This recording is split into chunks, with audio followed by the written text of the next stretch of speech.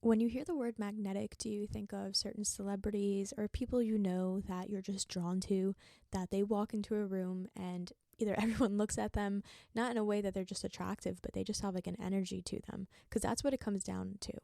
Being magnetic means that things come to you, whether it be law of attraction kind of vibe where things are coming to you, like the things in your life are being drawn to you, people are kind of lining up. But also it means that people just listen to you, that people come up to you to chat, people want to know more about what you have to say. You feel like you're seen, you feel like you're validated, you feel like you just took a shower basically every time you walk into a new room or a new situation.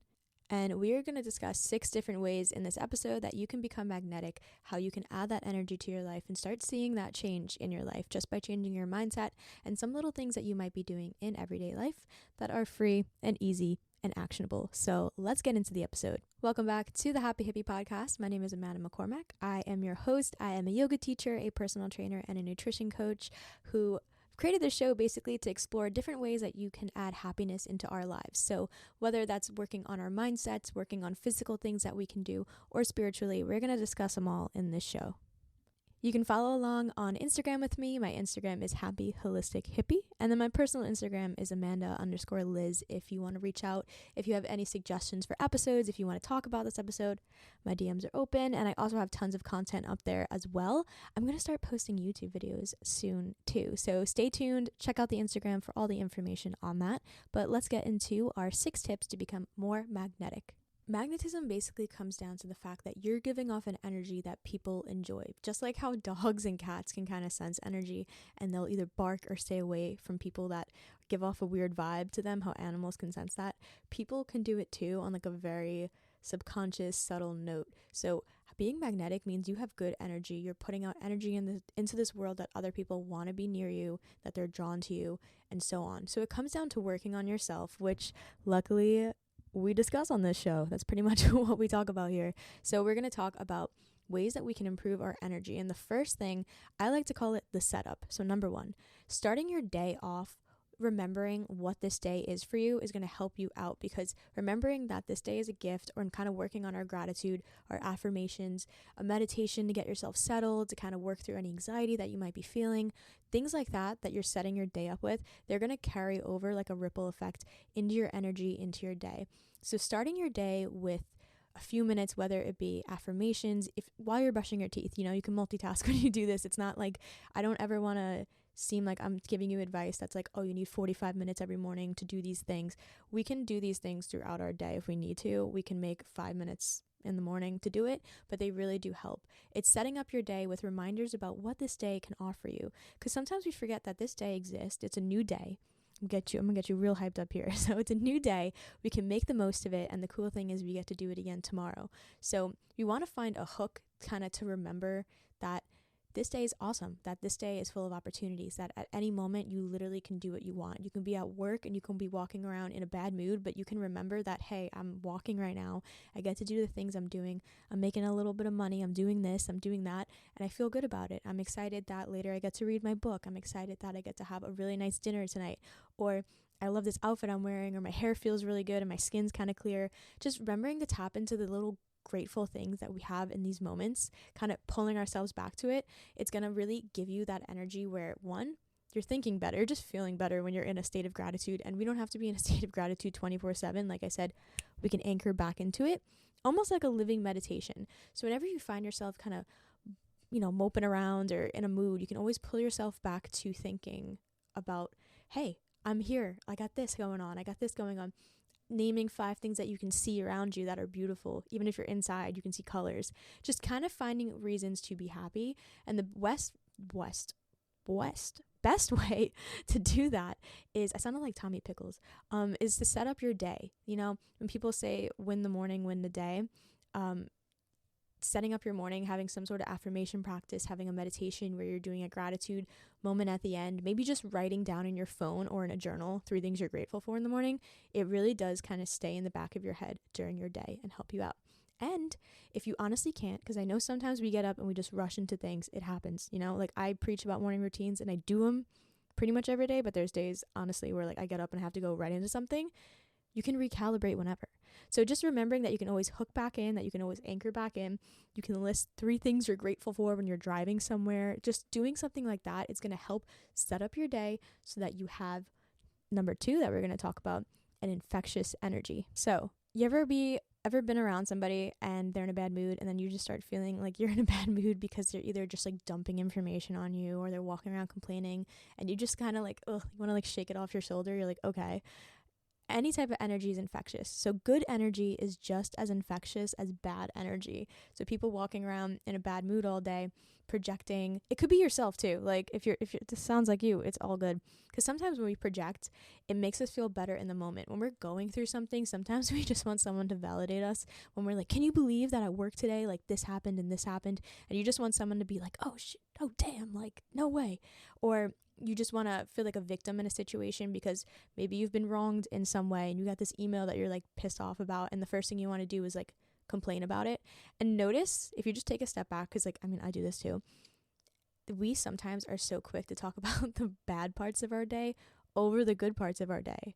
You know, when you come home and you just want to like talk to your partner or your family or anyone who's there, you just want to spit out the 2 like crazy stories you have from work or that you saw on the road or you saw in the store, that like you're like, can you believe I saw this lady do that? You just want to like spit out negative stuff. Just think about when you talk to people, like the amount of negative stories you share. If you had a crazy morning, the first thing you want to do is you want to explain it to people. You're like, I had the rudest interaction today, or we just always want to talk about the negative. So it makes us feel better. It's a way of projecting. It's a way of getting like validation, talking to other people about it. But we do slip into victim mode. We want to be validated.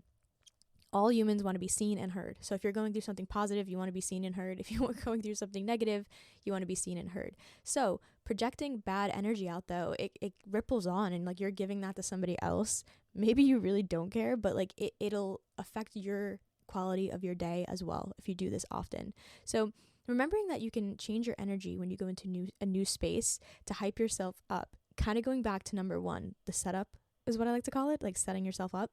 So if you're going to walk into a room and you're just not feeling your best, or you're feeling like you just got out of a stressful situation, or someone cut you off on the highway and now you're just like all stirred up and you're about to walk into a room, you can hype yourself up in your car. You can go to the bathroom real quick, and you could do the thing again where you just list 3 things you're grateful for, or you can just start talking about maybe what you're excited to do or who you are, maybe remembering your essence of who you are. Like, you are this woman that like wants to walk into a room and you're going to chat with these people because you are a friendly person, like using maybe positive adjectives to describe yourself. Just get yourself hyped up. Maybe play a new song. If you feel yourself stressed out, put on your favorite song in the car. You can always change your energy before you go into a new space, because remember, the energy you go into that space with is infectious. So you're going to be giving off either a good vibe or a bad vibe. Another thing you can do, I just want to mention these 2 steps that I love. If you're trying to hype yourself up, again, you can get excited in your car, but let's say you're too hyped up. You are a little stirred up. Maybe you're a little anxious. 2 types of breath work that I like to do to suggest if you're feeling anxious, or maybe you're feeling tired and you're trying to get yourself into a good mood. So box breathing is my favorite technique. I've been using it for years. It is a technique that helps bring your body back into like a nice state. It works with your nervous system to kind of settle everything.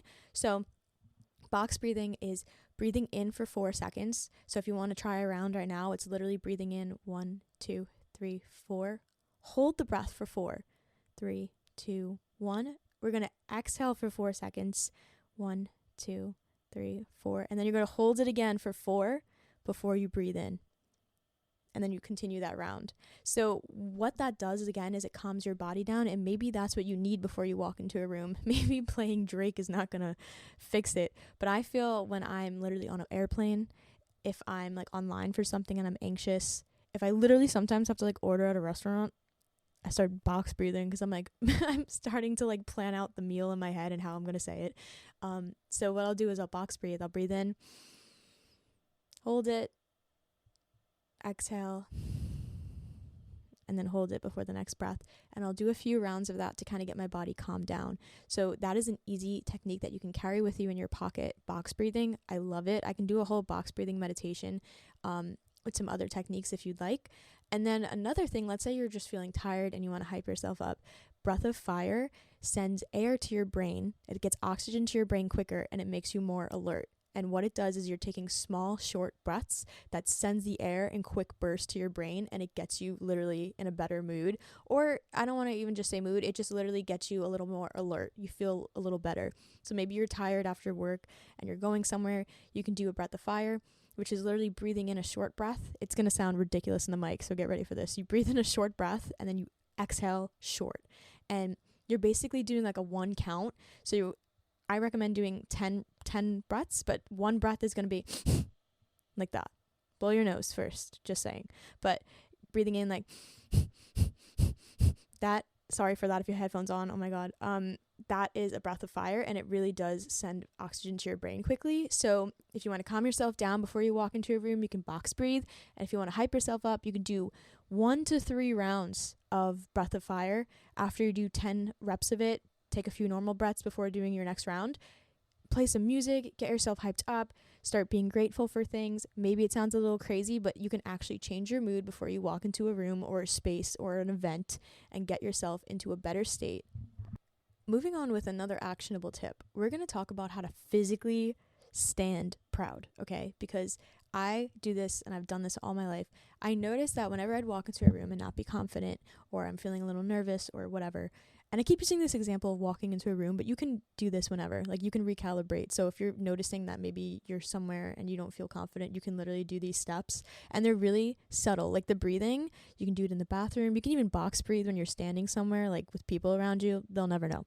But we can also correct our posture, because sometimes our body physically reflects how we're feeling. And also with the phone and everything and how we're always leaning forward, we have a tendency to have more rounded shoulders and our chin tucks in, and we kind of lean forward and down, and that kind of signals that you have like a closed off energy. So what you want to do, and this also literally just helps you feel better, is we want to walk into a room literally proud. And now when you think about posture, like right now, if I told you to fix your posture, what you're going to do is probably like puff out your chest and like pull your shoulder blades back, kind of like a macho cartoon character. There's actually a really comfortable way to correct your posture, and I'm going to describe it the best I can audibly. Maybe I can make a video on Instagram to also kind of go with this, but this is a simple technique that also saves your back. So my number one thing I always talk about in general, this is like a 4-step posture correction that you can do in like 10 seconds. But the first step, I always talk about this with my clients whenever I'm training people, because this is very important in exercise, but it's also very important in your day-to-day. I'm literally putting the mic down because I feel like I physically have to do this to describe it the right way. So we're going to tuck our tailbones in. Most of us walk, not most, but a lot of people do walk with what's called a posterior tilt, which means that we have a tailbone at the bottom of our spine, and our tailbone is kind of like a duck. You know how a duck walks and they kind of have like their butt sticking out a little bit, or like if people are posing and they kind of arch their back? That is what is called a anterior posterior tilt situation. So what we want to do is take your fingers, 2 fingers on each hand, so your peace sign fingers, and you want to just touch your hip bones on each side. And then what I do is I take my thumb and I try to grab the back of my body. Like, it's not going to go all the way back there, but I'm basically pinching my sides. So I have 2 fingers on my hips, and then I have my thumb kind of on my back, or like the back of my hips. And what you're going to do is you're going to think about arching your back, kind of like a Kardashian, or like you're taking a photo, or like a duck, and you're literally going to take those 2 peace sign fingers and push into your hips and then kind of arch your back. And you're going to feel yourself arching, and it's not going to feel good. You're just emphasizing it so you know what I'm talking about. Then you're going to take a deep breath in, and then what you're going to do is you're going to push your thumbs in, and you're going to start to push your hips with your thumbs and tuck in your tailbone. So I like to use the finger. I've never done this audibly. I've always done it with like a visual. I like to use the finger example to show you what the extreme of each is. So think about, again, you're pushing your fingers into the front of your hip bones, and then your back is arching. And what you're going to do now to fix it is you're going to press the thumbs and you're going to press the hips forward. Think about tucking your tailbone in. And now if you take your hand, like the back of your hand, and run it down your spine, it's straight into like where your butt begins. There's not like a little bit of a curve. That is going to protect your back in general when you're walking around places. Like if you're doing work and you're noticing your back is hurting, sometimes I check in with myself and I'm like, girl, why is my back arching like that? So pushing in your tailbone like that is the first step, because that's going to help keep your spine in alignment. The next thing you're going to do is think about where your ribs are in your body. Maybe you want to take your fingers and kind of get them real wide, just like webs, and then put your fingers like where your ribs are. So I'm laying my palms on my stomach and like I'm spreading them out just like my ribs. So sometimes our ribs flare out. So I already have my tailbone tucked in.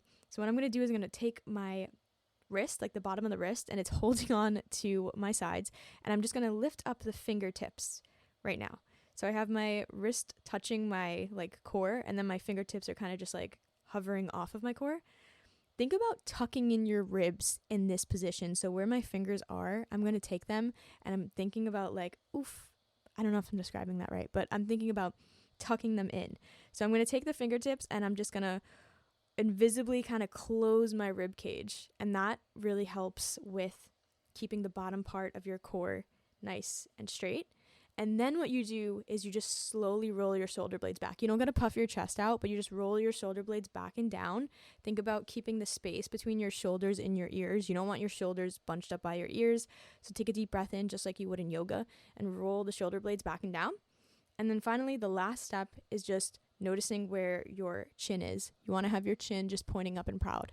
That's actually how you correct posture. It's not that weird example we do where we like puff our chest and roll our shoulder blades back because we're like, this is uncomfortable, this is not standing. Just notice how this feels. So again, all you do is you tuck your tailbone in, then you take your ribs, you make sure they're not flared out, so kind of bringing the ribs in. It's like an opposite movement. You're kind of pushing the ribs in, rolling the shoulder blades back and down, and then bringing your chin up. That is the proper posture, and it's also gonna like just make you feel so much better when you walk into a room like that. Like tuck the tailbone in, tuck the ribs in, roll the shoulder blades back, bring the chin up, and you just feel so much better. So the reason I wanted to do a whole segment on fixing your posture, 1, it's a good tip. 2, it makes you feel more confident. And 3, think about when you walk into a room, like a main character in a TV show, when they go into like a party or something and they open the door, they're not literally rounding their shoulders. They're not pulling out their phone immediately. I think I actually used this example in the last episode, but it's so true. Like sometimes we want to like, I don't know, we hide or we just want to like distract ourselves. So we pull out our phone and we look down. We look down when we're online, when we're walking into a new room, and we're just like distracting ourselves and taking ourselves away from the present moment. But we're also making ourselves look so uninviting. Not that we always want to talk to people, but just our energy is closed off. You know, when your shoulders are rounded, when you're looking down at your phone, your energy is closed off. So standing proud and thinking of yourself like a main character in a TV show. Like if you want to have a cool life, I'm assuming you do, and you want to make things happen in your life, you want to approach every situation just ready, you know, showing up for things. You want to have that nice posture. You just want to walk in. You don't want to hide and pull your phone away, even though it may be awkward, because it's awkward for me to even think about it sometimes, like walking into a room and just being like direct. Walk into a room and like I just hyped myself up, so I'm giggly and I'm happy, and I walk in and I have a bit of a smile on my face even though nobody's around me. It makes it easier to approach people from your point of view. Like it's easier to approach people when I'm already kind of like wired up and ready to go, and it makes it easier for people to come up to you and notice you and speak to you. So we're going to talk a little bit about speaking to people and how to be magnetic in conversations and how to make friends with people and all of that. Because I truly believe that networking and just making friends with people and conversations with people is like what opens doors, and that's what has led me places. And I've mentioned it in past episodes, but I used to have the most anxiety over ever. Like I just had panic attacks all the time. I've gotten better with it over the past 5 years with all the tools and things I talk about in the show, and I couldn't even raise my hand in school. Like I would know the answer and I just like couldn't raise my hand because I was afraid. I don't know, just afraid to speak up. I would get all sweaty and red. Like I couldn't do it. So I had to work on myself to get to like new points. But speaking with people was something that was so hard for me for the longest time.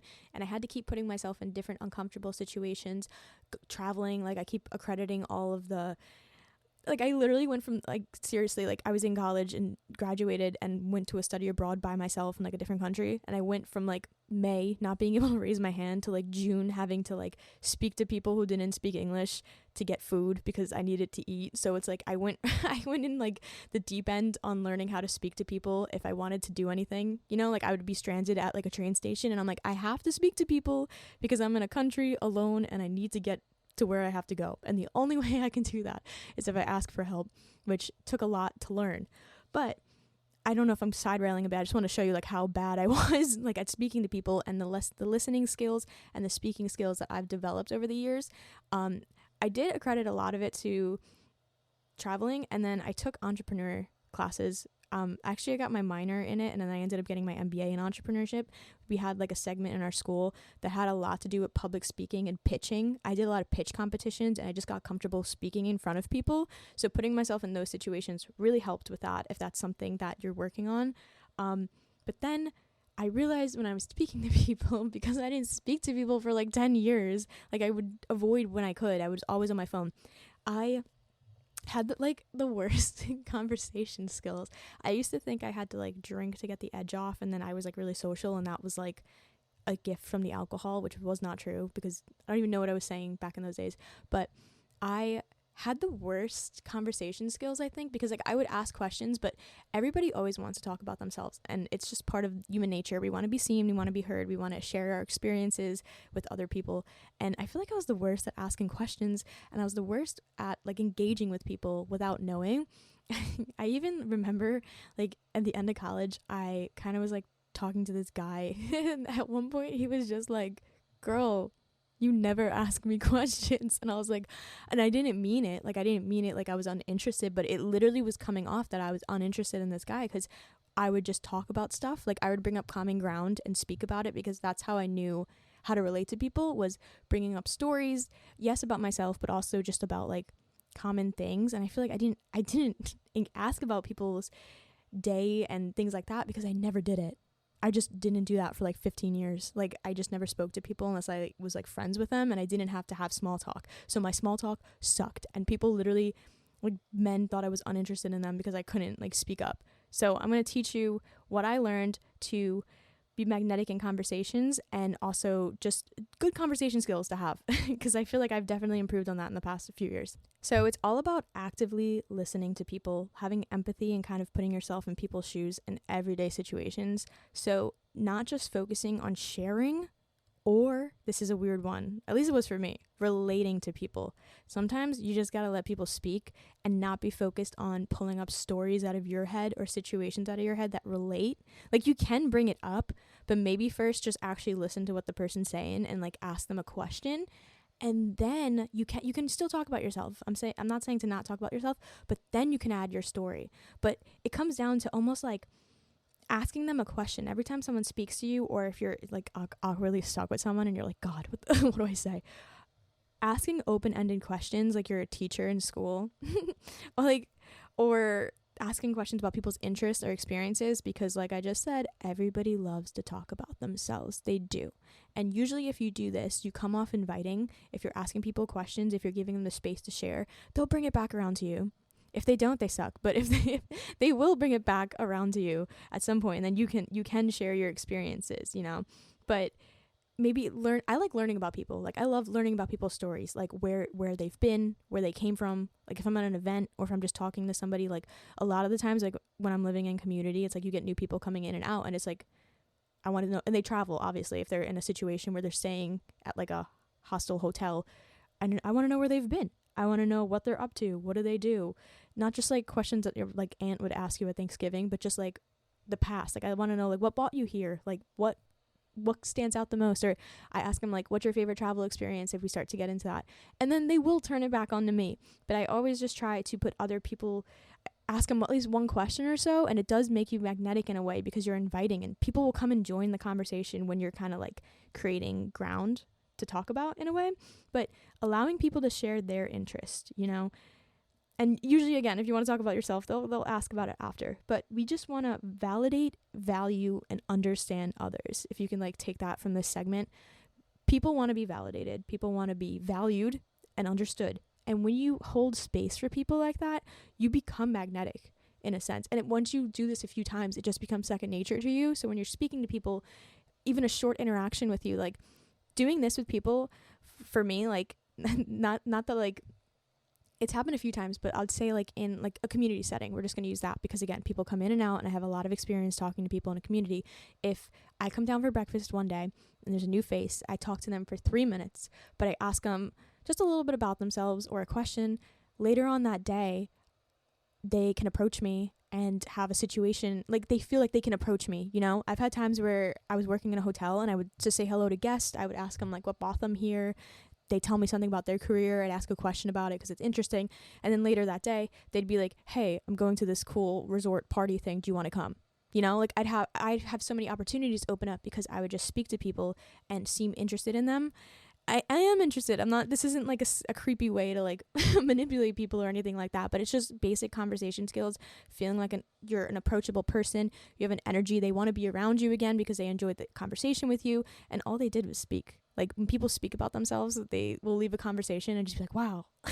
So that's what I mean by giving people validation, value, understanding. People just want to be heard and loved, you know? They just want to be seen. I said that in the last episode. Everything we do comes down to that. So if you can give somebody that feeling, they're going to remember you. They'll reach out to you in the future with opportunities that they have. They'll, you know, if you make a connection with somebody like this.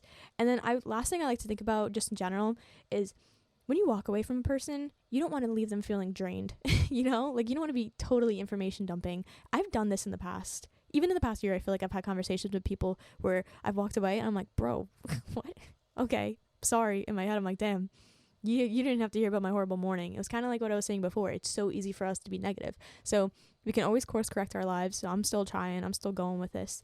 But yeah, you want to leave situations. You want to leave rooms with giving people a positive experience instead of making their day worse. Like I try to just approach every day with, I don't want to make people's day worse if I don't have to. Again, I don't have to be a people pleaser because sometimes there's a fine line with improving somebody's day and going overboard with it, you know, and compromising yourself and your values and boundaries. But if I can just leave a person, walk away from them and not have them feeling drained, I feel like I did good, you know, and it does make you magnetic. This will bring things to you in your future, especially if you approach every situation like this.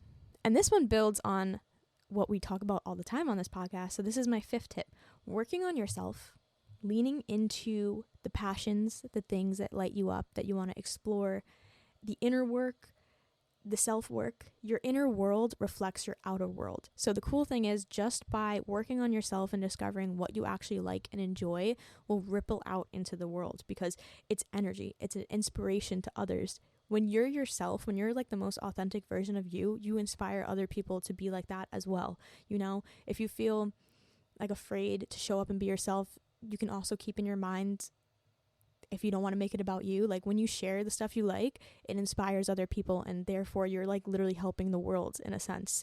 Being yourself and being authentic is gonna also draw people to you. People love to hear about what you enjoy. If you have a passion, speak about it, and speak about it with an enthusiasm that a child would have. Because if you ask somebody what they're doing this weekend and they're like, oh, nothing much, or they're like, oh, I might watch a TV show, they're like, okay, like I don't know where to go in this conversation. But if they had the same response but were excited about it, like that can be okay. If they're not doing much and they just want to watch a TV show and they responded being like, oh my gosh, there's a new show that I'm like obsessed with. I don't know if you're into fantasy, I don't know if you're into documentaries, but there's a show I'm watching. You see how much more engaged, even with the tone of voice, like you want to know more about this person because they're so passionate about what they love. And in turn, like if you do that, like other people do it, you'll see yourself drawn to them. And if you do it, people will be drawn to you as well. You can be passionate about anything. Like you can be passionate about rocks. And like I've heard, well, I actually am. Oh my God. Because I like crystals and stuff. Damn. I just dissed myself somehow in the middle of this. But you know what I'm saying? Like people can be talking about a topic.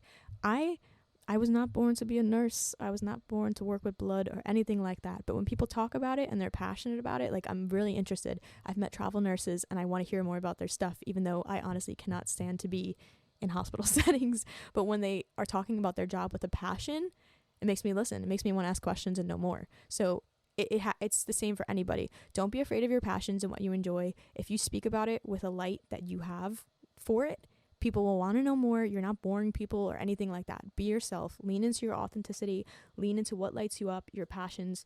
Keep doing this inner work, the self-work. And again, it ripples out into the world. When you're happy with what you do and what you enjoy, it's going to come off of you and be literally like light. And also, law of attraction, like it attracts like attracts like. When you're putting out good stuff, good things will come back to you. It doesn't have to be your focus of every day, but just focusing on yourself, lighting yourself up, doing what you enjoy, it's going to ripple out. And it's going to be good for you and other people and the world. And this builds on it. My last tip, number 6, we're talking about your style and your vibe, okay? and authenticity. It ties into it, but I just want to build a little bit more on your literal vibe, like what you give out to the world. Do what you want because you want to do it. Like, don't wear something because your friends are wearing it. Like, remember I don't know if people still do this, but I slowly stopped when you used to want to go out and you're like, what are you wearing? And your friends are just, everyone's just wearing jeans and a black top, or like jeans and a going out top, you know, like, but you want to wear something else, like, or you were going to wear something else, but then your friends pick. Another thing I stopped doing, because I feel like that example was kind of dragging, is I just stopped asking people's opinions on tiny things. I used to like send like in high school, posting an Instagram photo, I would send 3 photos in the group chat and be like, which one's better? Or which one should I do like, I know the answer in my heart. And even though sometimes it's easier to ask other people, like, I leaned into just like asking myself and choosing what I want to do, because I can be like, ooh, what should I get for dinner, this or this? And it's like, especially when you're like dating someone, like, I feel like it's so easy to do that. Like, you're always sending them things like in a constant text kind of stream that you just ask questions all the time. I feel like my partner, I still will sometimes like share stuff and ask for his opinion because it's like, I value it. But when it comes down to little nitty gritty things, like, I'm going to wear what I want to wear, not because my friends are all wearing something or it's in, you know, like it's a trend and I don't like it. Listen, okay, I hate a bodysuit. No offense, bodysuit girls, y'all rock it. I hate it. I don't like the feeling of it, like when it's like pulled down on my side of my body. I don't like square sunglasses. I don't think I look good in square sunglasses. I will never wear them, and they're so trendy at the moment still. Like, you know, like the ones that are like, they kind of sit on your nose, like no one's really using them to block out the sun, but they're there for the Instagram photo. Hate them, can't wear them. I hate sweaters. Hate a sweater with a passion. But they're so cute sometimes with girls wear like the oversized cardigans. I'm like, I can't, because I hate them. I hate tight jeans. I used to love tight jeans when I was like younger. Everything I loved used to be tight though, because I thought that's like what I had to dress like. So now I just have like a rebellion against tight denim. But the thing is, it's like, if people are all wearing that, I'm like, I still will probably wear what I want to wear because it's me, you know? And it gives off your authenticity. Like, I'm just leaning in, I'm just doing things for my own sake, but it has this ripple effect of other people seeing me as magnetic and seeing me as inspiring and doing my own thing, you know? And when you do that, other people will feel that way too. So that's what I'm saying, is focusing on the things that light you up. Your fashion, your hair. If you want to get bangs, get them. If you want to wear a certain type of like cut of sunglasses, do it. I'm running out of examples, but don't wear something because it's in, or if you're trying to be somebody else. Maybe you're like, okay, because I used to do this thing as well where I felt like when I buy a certain type of clothes, like in my head, I'd be like, oh, once I have like this type of bikini, or once I have like this type of outfit, like it'll be great. And it was that kind of like putting my happiness on something that was far away. Doesn't need to be that way. You know, like I would think, once I wore this outfit, or ooh, once I can like save up and get that, or I want to do my hair like that, then I'll feel happy. So it's just like leaning into the things that you want. Like, if you do want it, like you actually want it, go for it. But if you want it because everyone else is doing it, or because a lot of celebrities are doing it and you're leaning in, like, maybe sit back and just ask yourself the question, like, let it sit with you. If you're thinking of like buying new clothes or getting a new hairstyle or something like that, not, again, there's a difference between being inspired by somebody, but there's a difference between doing it because you think it's gonna bring you happiness and it's not like coming from you, if that makes any sense. But I'm all for fun expression with hairstyles and clothing and everything like that. But I just wanted to mention that because I really do think like if when I would squeeze myself into jeans and like a bodysuit, I would hate it and I wouldn't feel confident, but it was in and I thought it did make me look good. But like at the same time, I wasn't confident in it, like in my soul, because I didn't like it. And now like you won't catch me in that because it doesn't make me confident. Or a certain type of shoe, you know? So I don't know if that resonates. I just wanted to add that in to kind of build on the last point about being authentic and just doing the things that light you up, because that's what's going to draw more of your life to you, almost like we're living in a puzzle. Kind of like The Alchemist, if you ever read that book, where the more you just kind of follow the things that light you up and the signs that are meant for you, the doors will unlock. Like the puzzle pieces will move and things will start to make sense. You know, the answer lies in following your intuition and leaning into what makes you happy. That's always going to bring more good into your life.